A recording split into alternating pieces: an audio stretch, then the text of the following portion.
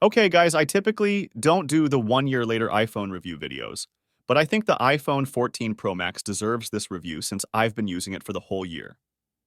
I bought it in October 2022, and now it's October 2023.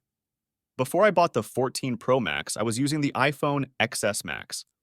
Yeah, it's a big upgrade, and to be honest, this is one of the best purchases I've ever made. This phone has everything you would ever need unless you're a game developer and you need to render 5 zettabytes of 3D scenes while streaming. You should be alright. Jokes aside, the cameras on this phone are amazing. The 3x optical zoom is incredible, and the action mode, where you can shoot stabilized video that looks like a real movie in 4K, is absolutely incredible. There are a few disadvantages when you compare it to the new iPhone 15 Pro models. For example, the inability to cook an egg on the device.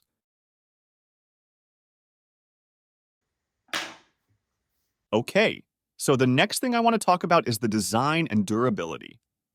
Of course, there are significant changes when we're comparing it to the XS Max, but we're not going to talk about that. That's history. We're going to compare it to the iPhone 13 Pro Max since it is its predecessor. The design is basically the same. The layout of the buttons is the same, except for the improved reach of the power button, and they feel the same in hand. The camera housing is slightly larger on the 14 Pro Max, which means you can't use the same case you had on your 13 Pro Max, and that could be a bit of a bummer for some people. The US version of the 14 Pro models does not have a SIM port, only eSIM. So, if you live in the US and you want that physical SIM card, buy a 13 Pro Max. You're not going to get it on the 14s or 15s. Anyways, the stainless steel boxy frame and the matte back glass make for a perfect grip for those who go around naked. I mean, with a naked phone.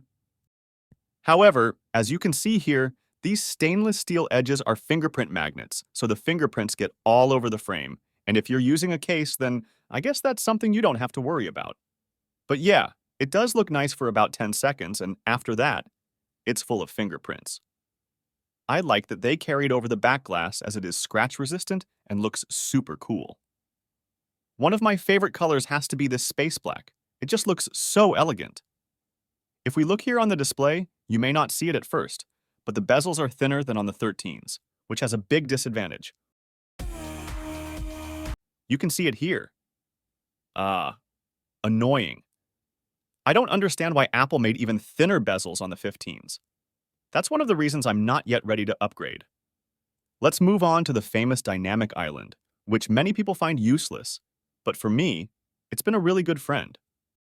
Not that I don't have real friends, but yeah. I use the island mostly to control my music and do all kinds of other stuff at once, like this. You don't have to open the music app or pull down the notification center, super convenient. And lastly, the battery. For me, who uses the phone all day long, the battery health has dropped down to 89%, which doesn't seem to make any difference compared to when it was at 100%. I still get the full day and have over 40% when I go to sleep. I think I've covered most of the key features of the 14 Pro Max, and if I missed something, be sure to let me know in the comments. See you in the next one.